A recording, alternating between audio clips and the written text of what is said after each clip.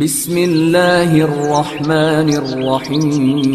அஸ்ஸலாமு அலைக்கும் வரஹ்மத்துல்லாஹி வபரகாத்துஹு. கண்ணியத்திற்கும் மாண்பிற்கும் உரிய எல்லாம் வல்ல அல்லாஹுவின் நல்லடியார்களே, அல்லாஹுடைய பேரருளால் சிறப்புமிகு ஜுமாவுடைய இந்த தினத்திலே மகத்துவம் வாய்ந்த ஜுமா தொழுகையை நபி வழியில் நிறைவேற்றிட வேண்டும் என்பதற்காகவும் ஜுமா உரையை செவிமெடுத்து புத்துணர்வு பெற வேண்டும் என்ற ஒரு உயரிய நோக்கத்தோடு அல்லாஹுடைய ஆலயத்தை நோக்கி நாம் அனைவரும் வருகை புரிந்திருக்கின்ற இந்த சமயத்திலே ஜுமாவுடைய முன்னுரையிலே நான் உங்களிடத்திலே வாசித்து காட்டிய அருள்மறை குர்ஆனுடைய அந்த திருவசனம் என்பது குர்ஆனுடைய 9வது அத்தியாயம் அத்தௌபாவிலே இடம்பெறுகின்ற 81வது வசனம். அல்லாஹ் ரப்புல் ஆலமீன் அந்த திருவசனத்தின் வாயிலாக குறிப்பிட்டு காட்டுகிறான். வகாலு, அவர்கள் கூறினர், லா தம்ஃபிரு ஃபில் ஹர், கோடை வெப்பத்திலே புறப்பட்டு விடாதீர்கள். அவ்வாறு கோடை வெப்பத்தை பெரிதாக கருதி கோடை வெப்பத்திலே போருக்கு நீங்கள் சென்று விடாதீர்கள் என்று சொல்கிறார்களே அந்த மக்களை பார்த்து, தூதரை நீங்கள் சொல்லுங்கள், நாரு ஜஹன்னம அஷத்து ஹர்ரா, நரகத்தினுடைய வெப்பம் என்பது இந்த கோடை வெப்பத்தை விட மிக கடினமானதாக இருக்கிறது. லவ் கானு யஃப்கஹூன், இதை இவர்கள் விளங்க வேண்டுமே என்று அல்லாஹ் ரப்புல் ஆலமீன் அந்த திருவசனத்தின் வாயிலாக குறிப்பிட்டு காட்டுகிறான். நான் வாசித்து மொழிபெயர்த்த அந்த வசனம் என்பது அல்லாஹுடைய தூதர் ஸல்லல்லாஹு அலைஹி வஸல்லம் அவர்கள் பங்கெடுத்த அந்த போர்களிலேயே இறுதி போராக திகழ்ந்த தபூக் போருடைய சமயத்திலே இறக்கப்பட்ட வசனம். தபூக் போர் என்பது ரோமாபுரி பேரரசை எதிர்த்து நடைபெற்ற ஒரு போர். அல்லாஹுடைய தூதர் ஸல்லல்லாஹு அலைஹி வஸல்லம் அவர்கள் கலந்து கொண்ட போர்களிலே இறுதி போராக அது திகழ்கிறது. ஹிஜ்ரி 9 நடந்த போராக அது இருக்கிறது. அப்படிப்பட்ட அந்த போர் என்பது கடினமான காலகட்டத்திலே நடந்தது. முஸ்லிம் மக்கள் அனைவரும் கடுமையான வறுமையிலே இருந்தார்கள். அந்த காலகட்டம் என்பது வறட்சியுடைய காலகட்டமாக இருந்தது. அதே விதமாக அந்த போர் நடந்த காலகட்டம் என்பது கடுமையான கோடை வெப்பத்தை வெளிப்படுத்தக்கூடிய கோடை காலமாக இருந்தது. அதனாலதான் முஸ்லிம் மக்கள், மூமின்கள் அந்த போருக்காக புறப்பட்ட அந்த சமயத்திலே நயவஞ்சகர்கள் வந்து சொல்றாங்க, லா தம்ஃபிரு ஃபில் ஹர், கோடையினுடைய வெப்பத்தை பார்த்தீங்களா, கடுமையான வெயிலாக இருக்கிறது, வெப்பமாக இருக்கிறது, அனல் காத்து வீசி அடிக்கிறது. ஆக இந்த சமயத்தில் நீங்கள் புறப்பட்டு விடாதீர்கள். அந்த போரை விட கோடை வெப்பத்தை விட்டு நம்மை நாமே காத்துக் கொள்வது பெரிய விஷயம் என்று நயவஞ்சகர்கள் சொன்ன அந்த சமயத்திலே தான் இந்த கோடை வெப்பத்தை நரக வெப்பத்தோடு சம்பந்தப்படுத்தி அல்லாஹ் சொல்றான். இந்த கோடை வெப்பம், இதனுடைய அனல் காத்து, இதனுடைய சூடான அந்த சீதோசனம், இது உங்களுக்கு பெரிதாக தெரிகிறது. இதைவிட கடினமான ஒரு வெப்பம் இருக்கிறது, அதுதான் நரகத்தினுடைய வெப்பம். இதைவிட அனல் காத்து வீசக்கூடிய ஒரு இடம் இருக்கிறது, அதுதான் நரகத்தினுடைய இடமாக இருக்கிறது. அந்த நரகத்தினுடைய அனல் என்பது, அந்த நரகத்தினுடைய வெப்பம் என்பது இதைவிட கடினமானதாக இருக்கும். அதை விட்டு உங்களை நீங்கள் காத்துக் கொள்ளுங்கள் என்று அல்லாஹ் ரப்புல் ஆலமீன் குறிப்பிட்டு காட்டுகிறான். ஆக கோடையினுடைய காலகட்டத்தை நாம் அனைவரும் அடைந்திருக்கின்றோம். எந்த வருஷமும் இல்லாத அளவிற்கு கடுமையான வெப்பம் இந்த வருஷம் நம் மீது. எந்த அளவுக்கு நான் புள்ளி விவரம் சொல்கிறது, வேறு வேறு வருடங்களை விட இந்த வருஷத்திலே நாம் கடந்து வந்த இந்த ஏப்ரல் மாசம் என்பது உலகளாவிய அளவிற்கு வெப்பமான மாதம். வரலாறுல இந்த அளவிற்கு வெப்பம் வேறு எந்த மாசத்திலேயும் பதிவு செய்யப்படவில்லை என்ற அளவிற்கு ஏப்ரல் மாசம் எந்த மாதத்தை நாம் கடந்து வந்திருக்கின்றோமோ உலகத்தினுடைய வெப்ப மாதமாக அறிவிக்கப்பட்டிருக்கிறது. எந்த அளவிற்கு இந்தியாவுடைய வெப்பத்தினுடைய நிலைமை இருக்கிறது என்றால், இந்தியாவிலே கடுமையான வறட்சி நிலவுகிறது. எந்த அளவுக்குனா, இந்தியாவுடைய அந்த மாவட்டங்களிலே 125 மாவட்டங்கள், இந்தியாவிலே உள்ள நூற்றுக்கணக்கான மாவட்டங்களிலே 125 மாவட்டங்கள் என்பது தென்னிந்தியாவிலையும் இந்தியாவுடைய கிழக்கு பகுதிகளிலையும் கடுமையான வறட்சி ஏற்பட்ட மாவட்டங்களாக அறிவிக்கப்பட்டிருக்கிறது. கடந்த வருடங்கள்ல கூட இந்த அளவுக்கு நடக்கவில்லை. அந்த புள்ளி விவரம் சொல்கிறது, போன வருஷம் இதே ஏப்ரல் மே மாதங்கள்ல வறட்சி மாவட்டங்கள் வெறும் 33 மட்டும்தான். இந்த வருஷம் 125, அதை விட 4 மடங்கு அதிகம் என்று புள்ளி விவரம் நமக்கு சொல்லி கொண்டிருக்கிறது. ஆக இப்படிப்பட்ட இந்த வறட்சி ஏன் ஏற்படுகிறது? மழை இல்லாத சமயத்திலே, நீர் ஆதாரங்கள் வற்றி போகக்கூடிய சமயத்திலே. நீர் ஆதாரங்கள் வற்றி போவதற்குரிய முக்கியமான காரணங்கள்ல முதல் காரணமாக இந்த கோடை வெப்பம் இருக்கிறது. கோடை வெப்பத்தினுடைய சமயத்திலே தமிழகத்தை எடுத்துக்கொண்டீர்கள் என்றால், தமிழகத்திலே இந்த கொங்கு மண்டலம் தான் முதல் இடத்தை வகிக்கக்கூடியதாக இந்த வருஷம் இருக்கிறது. வேற வேற வருடங்கள்ல எடுத்துக்கிட்டா சென்னையில வெப்பம் அதிகம், அதே விதமாக வேலூர் மாவட்டங்கள்ல அதிகம், வட மாவட்டங்கள்ல அதிகம் என்று இருந்த அந்த நிலை மாறி இந்த வருஷம் அந்த கோடை வெப்பம் என்பது அதிகமாக தகித்தது என்பது இந்த கொங்கு மண்டலமாக இருக்கிறது. ஈரோடு மாவட்டம் தான் முதல் இடம். அதற்கு அடுத்து ஈரோடுக்கு அடுத்து திருப்பூர், கோயம்புத்தூர், எந்த அளவுக்கு என்றால் நீலகிரி பொதுவாகவே சீதோஷம் நல்லா இருக்கும். அங்கேயே நீங்கள் பார்க்கலாம் 30 டிகிரிக்கு மேலே அதனுடைய செல்சியஸ் 30, அதாவது 100 டிகிரிக்கு நெருக்கமாக அதனுடைய ஃபாரன்ஹீட். அதே விதமாகத்தான் பாத்தீங்கன்னா நீலகிரி எல்லாம் காஞ்சி போய் இருக்கிறது. கொடைக்கானலுடைய நிலைமை அப்படி. வால்பாறை எடுத்துக்கிட்டீங்கன்னா வரலாறுல இல்லாத அளவிற்கு கடுமையான வெப்பம். அந்த வெப்பத்துக்கெல்லாம் கொஞ்சம் இடைவெளி, ஒரு லீவ் விடுற மாதிரியான ஒரு நிலை தான் இன்றைக்கு இருக்கிறது. இன்னைக்கு பாத்தீங்கன்னா டெம்பரேச்சர் ஒரு 30 இருந்து 40 தான் இருக்கும். இன்னைக்கு மழை பெய்யும், நாளைக்கு பெய்யும், 12ஆம் தேதி கனமழைக்கு கோவை மாவட்டத்திலே வாய்ப்பு இருக்கிறது என்றெல்லாம் இன்றைக்கு செய்திகள் எடுத்து சொல்லிக் கொண்டிருக்கிறது. ஒரு சின்ன இடைவெளி இருந்தாலும் கூட கடுமையான வெப்பத்தை தினமும் பகல்லையும் இரவிலையும் தொடர்ந்து நாம் அனுபவித்து வருகிறோம். பாருங்கள், இது அல்லாஹ் ரப்புல் ஆலமீன் மற்ற மக்களை விட நமக்கு கொடுத்த ஒரு கொடை, ஒரு அருள். ஏன்? இதற்கு பின்னால் ஒரு கடுமையான வெப்பம் இருக்கிறது. அந்த வெப்பத்தினுடைய முன்னோட்டம் தான் இந்த கோடை வெப்பம் என்பதை நாம் கவனத்தில் கொண்டு அந்த நரக நெருப்பை விட்டு நம்மை நாமே காத்துக் கொள்வதற்குரிய வழிகளையும் அதற்குரிய வகைகளையும் சிந்தித்து பார்த்து நம்மை நாமே சரிப்படுத்த வேண்டும்.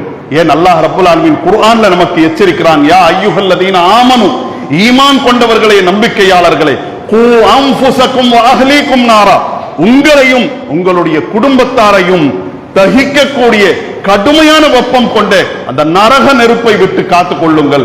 வகூதுஹன் நாசு வல் ஹிஜாரா, அதனுடைய எரிபொருள் என்பது மனிதர்களும் கற்களுமாக இருக்கிறார்கள். கல்லு எரியும் என்றால் எவ்வளவு வெப்பம்! கோடை வெப்பம் அடிக்கிறது.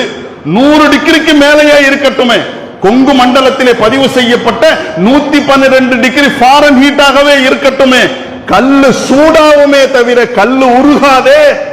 ஆனால் கல்லையும் உருக்கி விடுகின்ற, பாறைகளையும் உருக்கி விடுகின்ற ஒரு வெப்பம் இருக்கிறது. அதுதான் நரகத்தினுடைய வெப்பம். அதை விட்டு உங்களை நீங்கள் காத்துக் கொள்ளுங்கள் என்று அல்லாஹ் சொல்கிறான் என்று சொன்னால், மற்ற மக்கள் என்னங்க இது இவ்வளோ அனல் அடிக்குது, இவ்வளோ வெயில் அடிக்குது, நம்மால் இருக்க கொள்ளவில்லை என்று சொன்னாலும் நமக்கு இது ஒரு கோடையாக நாம் கருதி இதுவே இவ்வளவு வெப்பம் கொண்டதாக இருக்கும் என்றால், இந்த 100 டிகிரி ஃபாரன்ஹீட்டை என்னால தாங்க முடியவில்லை என்றால், பல்லாயிரக்கணக்கான கோடி டிகிரியிலே தன்னுடைய வெப்பத்தை வெளிப்படுத்தக்கூடிய அந்த நரகத்தினுடைய அந்த நெருப்பை என்னால எப்படி தாங்க முடியும் என்று கருதி நம்மை நாமே சுதாரிக்கக்கூடியவர்களாக இருக்க வேண்டும். ஏனென்றால் கோடையினுடைய வெப்பம் என்று வர்ற அந்த சமயத்தில் எல்லாம் நபிகள் நாயகம் ஸல்லல்லாஹு அலைஹி வஸல்லம் அவர்கள் இந்த வெப்பத்தை நரக வெப்பத்தோடு தான் சம்பந்தப்படுத்தி சொல்லி இருக்கிறார்கள். சஹீஹுல் புகாரில ஹதீஸை நீங்க பார்க்கலாம். இதஷ்தத்தல் ஹர்ரு ஃபஅப்ரிது பிஸ்ஸலாஹ், எப்பொழுது கோடை வெப்பம் அதிகமாகிறதோ அப்பொழுது லுஹருடைய அந்த தொழுகையை, பகல் நேரத்தினுடைய அந்த வணக்கத்தை நீங்கள் தாமதப்படுத்துங்கள், ஆற போட்டு தொழுங்க. எல்லா தொழுகைக்கும் ஒரு நேரம் இருக்கிறது, ஆரம்ப நேரம், முடிவு நேரம். அந்த விதமாக லுஹருடைய நேரத்திற்கும் ஆரம்ப நேரம், முடிவு நேரம் இருக்கிறது. நீண்ட நேரம் கொண்ட காலகட்டத்தை கொண்ட அந்த லுஹருடைய நேரத்தை கோடை காலத்திலே முன்னேரத்தில் தொழாதீங்க, பிற்படுத்தி தொழுங்கள், ஆற போட்டு தொழுங்கள். ஏன் தெரியுமா? ஃபஇன்ன ஷித்தத்தல் ஹர்ரி மின் ஃபைஹி ஜஹன்னம், ஏனென்றால் இந்த கோடையிலே அடிக்கக்கூடிய இந்த அனல் என்பது நரகத்தின் அனலின் பிரதிபலிப்பாக இருக்கிறது, நரகத்திற்குரிய முன்னோட்டமாக இது இருக்கிறது என்று அல்லாஹ்வுடைய தூதர் ஸல்லல்லாஹு அலைஹி வஸல்லம் அவர்கள் குறிப்பிடுகிறார்கள். அதனுடைய தொடர்ச்சியில சொல்றாங்க, வஷ்தகத்தின் நாரு இலா ரப்பிஹா, இந்த நரகம் அல்லாஹ்விடத்திலே முறையிட்டது, யா ரப்பி, என்னுடைய இறைவா, அக்கல பாதை பாதன், என்னுடைய ஒரு பகுதியை இன்னொரு பகுதி விழுங்கி கொண்டிருக்கிறது. சாப்பிட்டு கொண்டிருக்கிறது. இறைவா, இந்த நிலையை விட்டு என்னை நானே காத்துக் கொள்ளக்கூடிய அடிப்படையிலே, என்னை தக்க வைத்துக் கொள்ளக்கூடிய அடிப்படையிலே ஒரு வழியை ஏற்படுத்தி கொடுப்பாயா என்று நரகம் அல்லாஹ்விடத்தில் முறையிட்டது. அல்லாஹ் 2 மூச்சு காத்தை இழுத்து விடுமாறு அல்லாஹ் அந்த நரகத்திற்கு கட்டளையிட்டான்.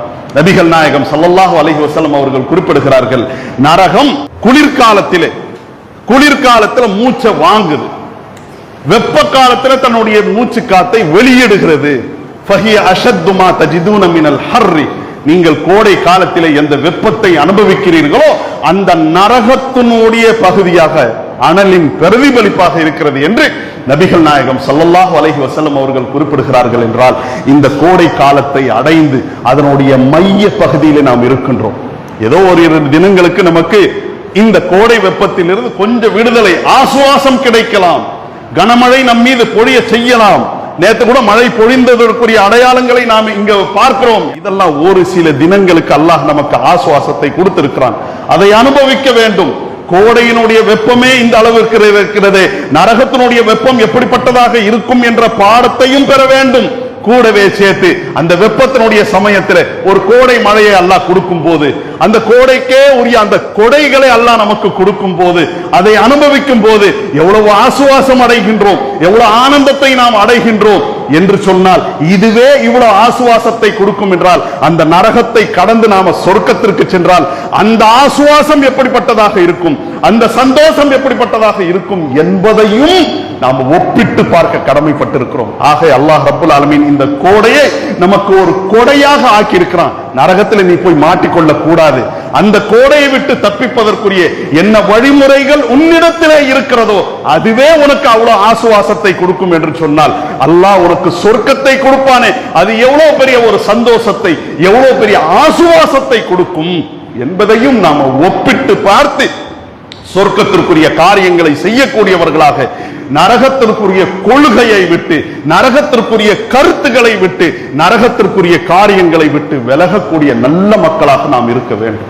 ஆக நபிகள் நாயகம் ஸல்லல்லாஹு அலைஹி வஸல்லம் அவர்கள் குறிப்பிடுகிறார்கள், நாருக்கும் உங்களுடைய இந்த நெருப்புங்கிறது நாம மூட்டி எரிக்கக்கூடிய நெருப்பாகவும் இருக்கலாம், நாம அனுபவிக்கக்கூடிய வெயிலுடைய நெருப்பாகவும் இருக்கலாம்.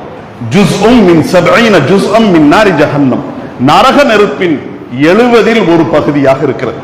நரக நெருப்பு அல்ல 70 பகுதியை ஆக்கி அதுல வெறும் ஒரு பகுதி மட்டும்தான் நீங்கள் அனுபவிக்கக்கூடிய இந்த நெருப்பாக இருக்கிறது. ரசூலுல்லாஹி ஸல்லல்லாஹு அலைஹி வஸல்லம் அவர்கள் இவ்வாறு சொன்ன உடனே சஹாபாக்கள் கேட்கிறாங்க, கீல யா ரசூலுல்லாஹ் இன் கானத் லகாஃபியத்தன், இந்த நரகத்தினுடைய 70ல ஒரு பங்காக இருக்கக்கூடிய இந்த வெப்பத்தையே நம்மால தாங்க முடிய மாட்டேங்குதே. நபிகள் நாயகம் ஸல்லல்லாஹு அலைஹி வஸல்லம் அவர்கள் சொன்னார்கள், நரகத்தினுடைய 70 ஒரு பகுதியாக இந்த உங்களுடைய இந்த வெப்பத்தை ஆக்கி அல்லாஹ் அதை என்ன பண்ணா தெரியுமா, அதை 2 முறை கடலிலே முங்க வைத்தான்.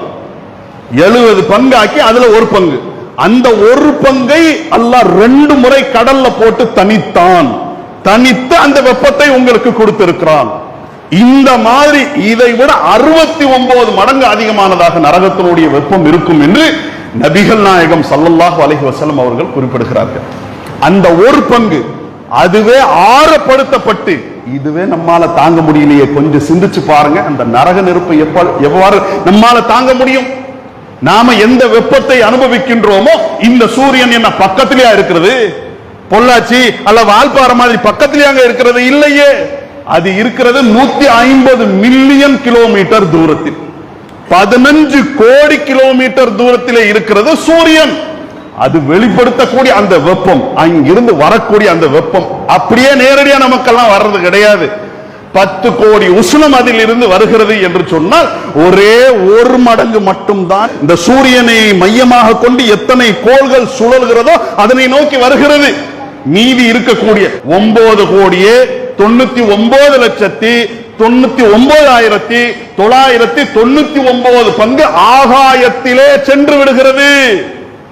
அதிலிருந்து வரக்கூடிய ஒரே ஒரு பங்கு 10 கோடியில ஒரு மடங்கு மட்டும், அந்த ஒரு மடங்கு எல்லா கோள்களாலும் தடுக்கப்படுகிறது.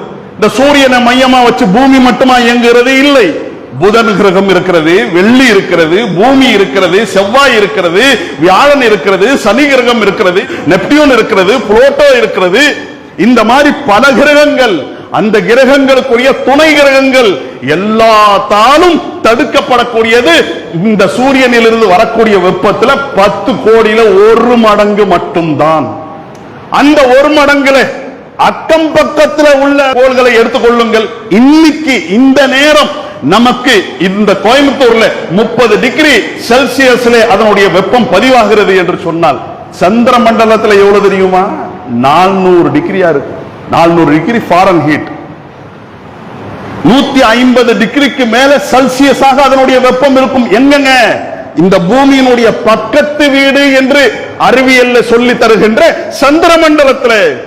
புதன் கிரகத்தில் எவ்வளவு இருக்கும் தெரியுமா? சூரியனுக்கு அடுத்து இருக்கக்கூடிய அங்க 400 டிகிரியில அதனுடைய வெப்பம் பதிவாகும். செல்சியஸ், ஃபாரன்ஹீட் சொல்லல. ஃபாரன்ஹீட் எடுத்துக்கிட்டீங்கன்னா 1000 டிகிரி ஃபாரன்ஹீட்ல இருக்கும். இங்க 100னா அங்க 1000. புதன் கிரகத்தில். வெள்ளி கிரகத்தில் அந்த மாதிரி தான். வெள்ளி கிரகத்தை பற்றி ஆய்வாளர்கள் எடுத்து சொல்கிறார்கள். ஒரு டம்ளர் தண்ணியை கொண்டு போய் அந்த வெள்ளி கிரகத்தில் சில வினாடிகளுக்கு நீங்கள் வைத்தாலே கொதிக்க ஆரம்பிக்கும். சில வினாடிகளுக்கு நீங்கள் வைத்தாலே கொதிக்க ஆரம்பிக்கும். கொஞ்ச நேரத்தில் ஆவியாக அது மாறிவிடும் என்ற அளவிற்கு பக்கத்து கிரகங்கள்லயே. ஆனால் அல்லாஹ் எல்லாத்தையும் வடிகட்டி ஒண்ணும் இல்லாம நம்ம வீடுகள்லையும் அலுவலகங்கள்லையும் பயன்படுத்துறோம் பாருங்க. ஃபில்டர், அது என்னங்க நமக்கு தண்ணியை ஃபில்டர் பண்ணி கொடுக்கும். ஆனால் அல்லாஹ் ரப்புல் ஆலமீன் அவ்வளவு செட்டப்புகளை வச்சிருக்கிறான். எல்லாமே இந்த சூரியனிலிருந்து வருகின்ற அந்த வெப்பத்தை அப்படியே நீக்கி நீக்கி நீக்கி நீக்கி நீக்கி நீக்கி அல்லாஹ் கொடுக்கக்கூடியது இந்த வெப்பம் வெறும் ஒரு 40 டிகிரி. இதை நம்மால தாங்க முடிய மாட்டேங்குது. இதுக்கு ஆவி அந்த விடுகிறது.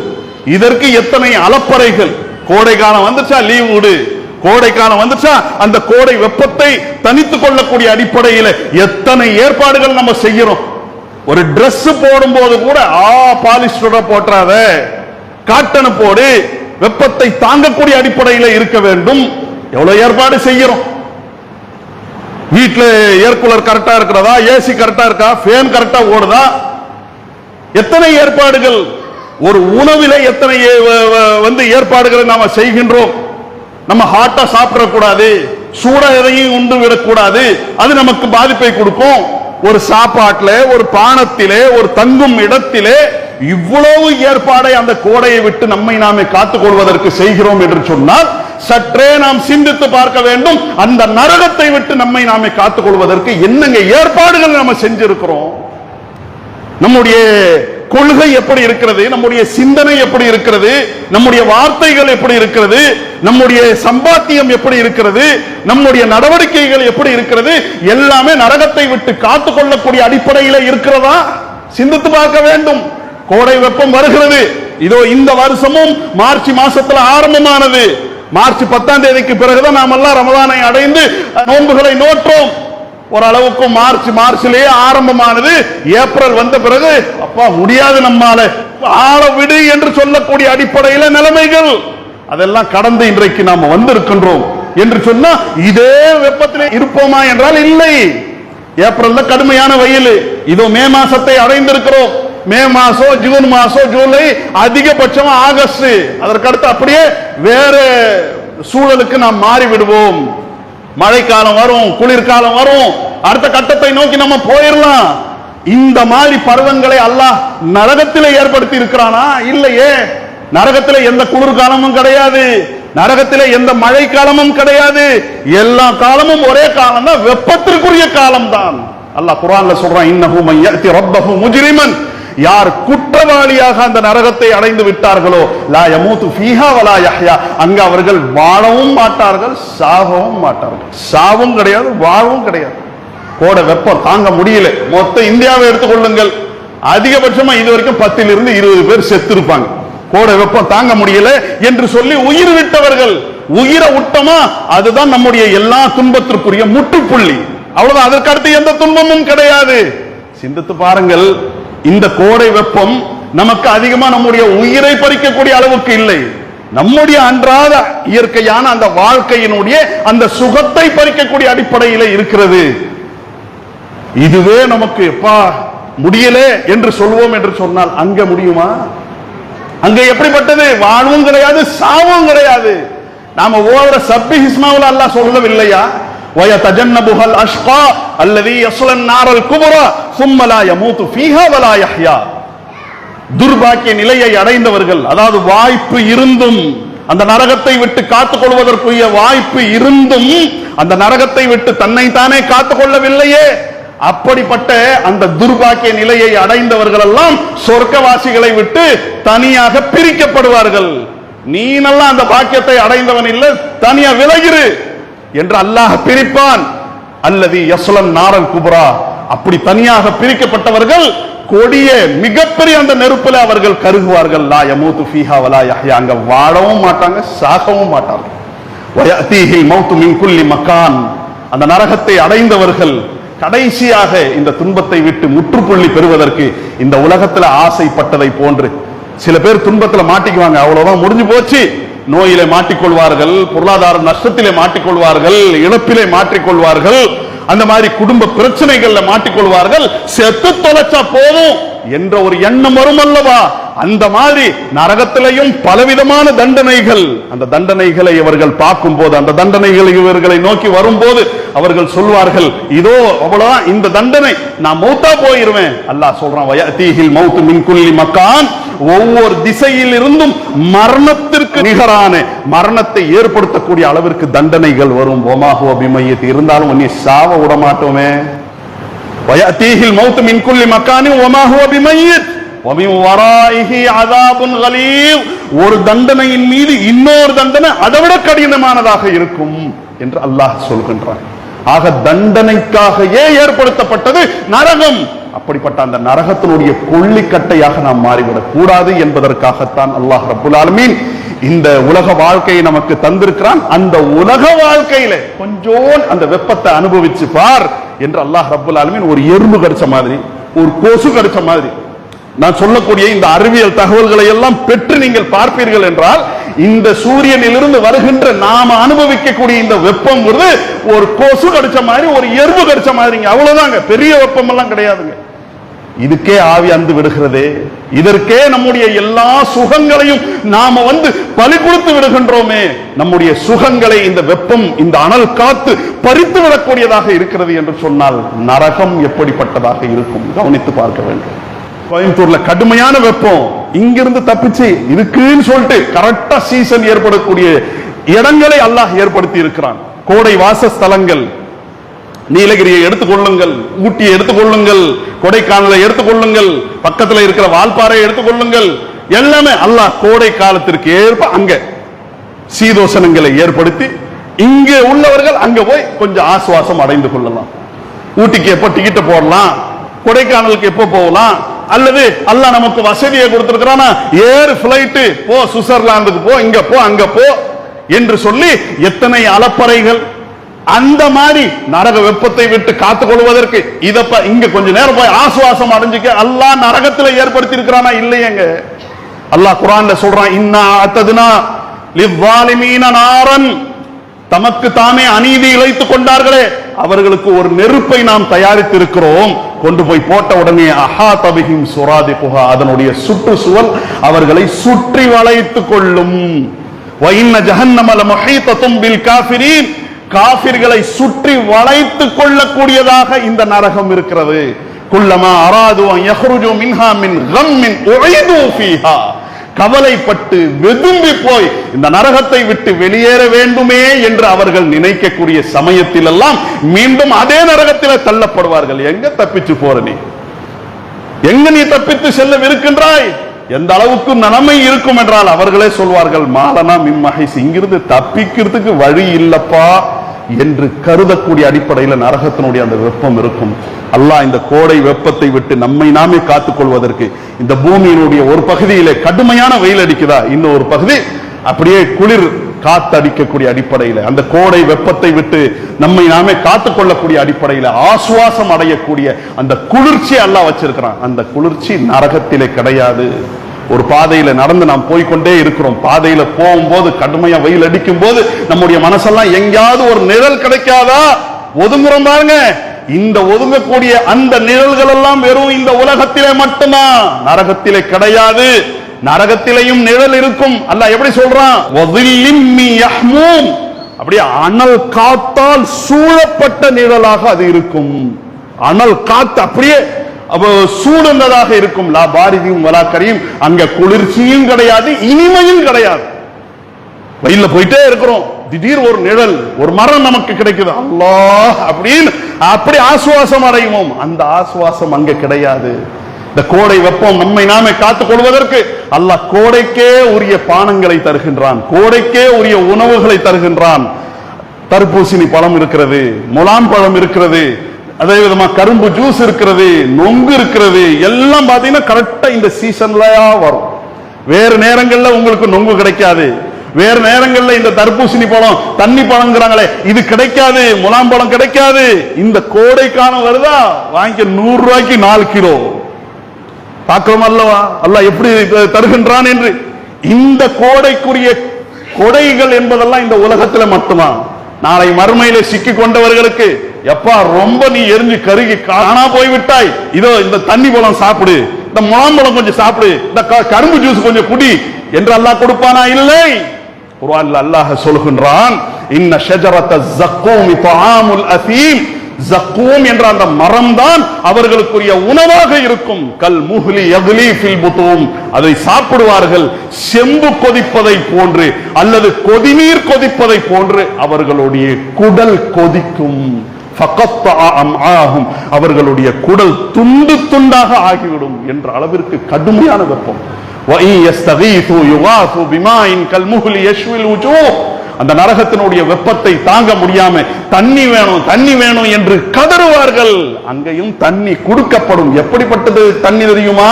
யுகாது பிமாஇன் கல்முஹ்லி யஷ்வில் வுஜூஹ், செம்பு கொதிப்பதை போன்று அந்த நீர் கொதித்துக் கொண்டிருக்கும்.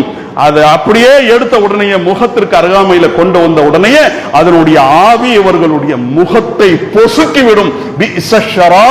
கெட்ட பானம், வசாத் முர்தஃபகாத், கெட்ட தங்குமிடம் என்று அல்லாஹ் சொல்கின்றான். அந்த கெட்ட தங்குமிடத்திற்குரிய முன்னோட்டம் தான் இந்த கோடையினுடைய வெப்பம். இந்த வெப்பத்தை விட்டு நம்மை நாமே எப்படி காத்துக் கொள்வதற்குரிய வழிமுறைகளை கையாளுகின்றோமோ, நரக நெருப்பை விட்டு காத்துக் கொள்வதற்குரிய வழிமுறைகளையும் நாம் கையாள வேண்டும். அல்லாஹ் ரப்புல் ஆலமீன் அதற்காகத்தான் இந்த கோடை வெப்பத்தை கொடுத்திருக்கின்றான். ரசூலுல்லாஹி ஸல்லல்லாஹு அலைஹி வஸல்லம் அவர்கள் எந்த அளவிற்கு சொல்லி இருக்கிறார்கள், இத்தகுன் நார், நரக நெருப்பை விட்டு உங்களை நீங்களே காத்துக் கொள்ளுங்கள். வலவ் பிஷித்தி தம்ரத்தின், உங்களிடத்தில் அல்லாஹ்வுடைய பாதையிலே கொடுப்பதற்கு ஒன்றுமே இல்லை, ஒரே ஒரு பேரிச்ச பழத்தை தான் நீங்கள் பெற்றிருக்கிறீர்கள் என்றால் அதிலிருந்து கிள்ளி கொடுத்தாவது நரக நெருப்பை விட்டு உங்களை நீங்கள் காத்துக் கொள்ளுங்கள். ஃபைல்லம் தஸ்ததி, அதற்கும் கிள்ளி கொடுப்பதற்கும் உங்களுக்கு சக்தி இல்லை என்றால் ஃபபி கலிமத்தின் தையிபத்தின், நல்ல வார்த்தைகளை பேசி நன்மையை பெற்று அந்த நன்மையை கொண்டாவது நரக நெருப்பை விட்டு உங்களை நீங்கள் காத்துக் கொள்ளுங்கள். ரசூலுல்லாஹி ஸல்லல்லாஹு அலைஹி வஸல்லம் அவர்கள் எவ்வளவு பெரிய எச்சரிக்கை கொடுத்திருக்காங்க பாருங்க. அள்ளி கொடுக்கிற அளவுக்கு உங்ககிட்ட இல்லப்பா, கிள்ளியாவது கொடு. அப்படி கிள்ளி கொடுப்பதற்கும் உன்னிடத்துல வாய்ப்பு இல்லை என்று சொன்னால் நல்ல வார்த்தைகளை பயன்படுத்து, அது நன்மையை பெற்றுக் கொடுக்கும். அந்த நன்மை என்பது நரகத்தை விட்டு உன்னை காக்கக்கூடிய கேடயமாக இருக்கும் என்று ரசூலுல்லாஹி ஸல்லல்லாஹு அலைஹி வஸல்லம் அவர்கள் எச்சரித்திருக்கிறார்கள். என்றால் நரகம் என்பது நம்மால் தாங்க முடியாத ஒரு கொதிநிலை கொண்ட, அனல் நிறைந்த, சகிக்க முடியாத ஒரு இடம். அப்படிப்பட்ட அந்த இடத்தை விட்டு காத்துக் கொள்வதற்குரிய வழிமுறைகளை நாம் கையாளக்கூடிய நல்ல மக்களாக இருக்க வேண்டும். அல்லாஹ் ரப்புல் ஆலமீன் அதற்குரிய பாக்கியத்தை நம் அனைவருக்கும் தந்தரவு புரிவானாக. அல்ஹம்துலில்லாஹி வஹ்தா வஸ்ஸலாத்து வஸ்ஸலாமு அலா மன் லா நபிய்ய பஅதஹு அம்மா பஅத். கண்ணியத்திற்கும் மாண்பிற்கும் உரிய எல்லாம் வல்ல அல்லாஹ்வின் நல்லடியார்களே, இந்த கோடை வெப்பம், இந்த கோடை காலம், இந்த கோடை காலத்திலே அல்லாஹ் ரப்புல் ஆலமீன் பல இன்பங்களை நமக்கு நம்முடைய உணவிலே, நம்முடைய பானத்திலே, நம்முடைய இருப்பிடத்திலே, நம்முடைய வசிப்பிடத்திலே கொடுப்பதை போன்று ஒரு பெரிய ஒரு அருட்கொடையை அல்லாஹ் இந்த கோடை காலத்திலே நமக்கு செய்து கொடுத்திருக்கின்றான். அது என்னவென்றால், உலகளாவிய அளவிற்கு எங்கெல்லாம் கோடை காலம் வருகிறதோ அங்கெல்லாம் பள்ளிக்கூடங்களுக்கு, கல்லூரிகளுக்கு விடுமுறைகள் கொடுக்கப்படும். கல்லூரிகளுக்கு, பள்ளிக்கூடத்திற்கு விடுமுறை என்று சொன்னால் நம்முடைய சந்ததிகள் நம்மோடு தான் இருப்பார்கள். நம்முடைய மகன்கள், நம்முடைய மகள்கள் நம்மோடு இருக்கக்கூடிய ஒரு பெரிய வாய்ப்பை இந்த சமயத்தில் அல்லாஹ் ரப்புல் ஆலமீன் நமக்கு பெற்று தருகின்றான். என்னதான் கோடை வெப்பம், வெயில் அடிக்கட்டுமே, நம்முடைய மகனை பார்க்கும்போது, நம்முடைய மகளை பார்க்கும்போது, நம்முடைய சந்ததிகளை பார்க்கும்போது, நம்முடைய வளர்ப்புகளை பார்க்கும்போது இருக்கிற எல்லா துன்பமும் எல்லா சூடும் நம்மை விட்டு போயும். அந்த அளவிற்கு போவோம், வெயில்ல போய் கடுமையா உழைப்போம், கஷ்டப்படுவோம், எல்லாம் வியர்வை சிந்துவோம். அந்த வியர்வை நாட்டத்தை நம்மால தாங்க முடியாது.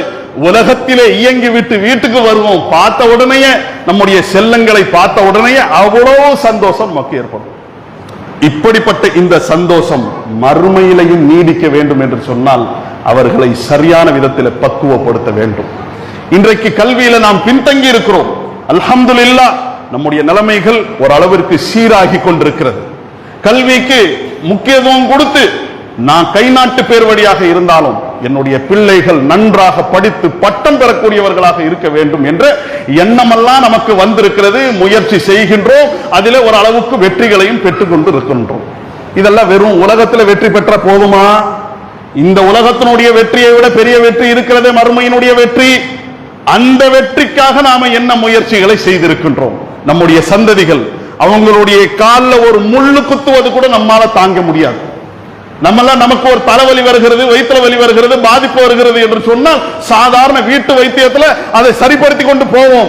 அதே நம்முடைய சந்ததிகளுக்கு, நம்முடைய பிள்ளைகளுக்கு ஒரு பாதிப்பு என்று சொன்னால் ஆயிரக்கணக்கான ரூபாயை விட்டு எறிவதற்கும் நாம் தயார். ஆக இப்படிப்பட்ட இந்த நிலையிலே இந்த பாக்கியத்தை சரியான விதத்திலே பேண வேண்டும். அல்லாஹ் நமக்கு கொடுத்திருக்கின்ற பெரிய அருட்கொடை, அல்லாஹ் நமக்கு கொடுத்திருக்கின்ற சந்ததிகள். அந்த சந்ததிகளும் நாளை மறுமையிலே வெற்றி பெறக்கூடிய அடிப்படையிலே தம்முடைய அணுகுமுறைகளை அமைத்திருக்கிறார்களா? பொழுதுபோக்குகளை விட்டு விலகி இருக்கிறார்களா? கெட்ட சிந்தனைகளை விட்டு விலகி இருக்கிறார்களா? கெட்ட நட்பை விட்டு விலகி இருக்கிறார்களா? நம்முடைய சொல் பேச்சுக்கு கட்டுப்படக்கூடியவர்களாக இருக்கிறார்களா? நம்மை விடுங்க, படைச்ச அல்லாஹ்வுக்கு கட்டுப்பட்டவர்களாக இருக்கிறார்களா? எனக்கும் என்னுடைய குடும்பத்திற்கும் இந்த சமூகத்திற்கும் சுகமாக இருக்கிறார்களா? அல்லது சுமையாக மாறி போகக்கூடிய அடிப்படையில் அவர்களுடைய வாழ்க்கை சென்று கொண்டிருக்கிறதா? பரிசீலிக்க வேண்டும். பரிசீலித்து சரியான விதத்திலே அவர்களை கையாளக்கூடியவர்களாக, அவர்களுக்கு மார்க்கத்தை கற்றுக் கொடுக்கக்கூடியவர்களாக, இறையச்சத்தை போதிக்கக்கூடியவர்களாக இருக்க வேண்டும். அல்லாஹ் ரப்புல் ஆலமீன் அந்த ஒரு உணர்வையும் இந்த காலகட்டத்திலே பெற்று நம்முடைய சந்ததிகளை சரியான விதத்திலே சீரோடு சிறப்போடு வளர்க்கக்கூடியவர்களாக அல்லாஹ் நம் அனைவரையும் ஆக்கியருள் புரிவானாக. வல்ஹம்துலில்லாஹி ரப்பில் ஆலமீன். வஸ்ஸலாமு அலைக்கும் வரஹ்மத்துல்லாஹி வபரகாத்துஹு.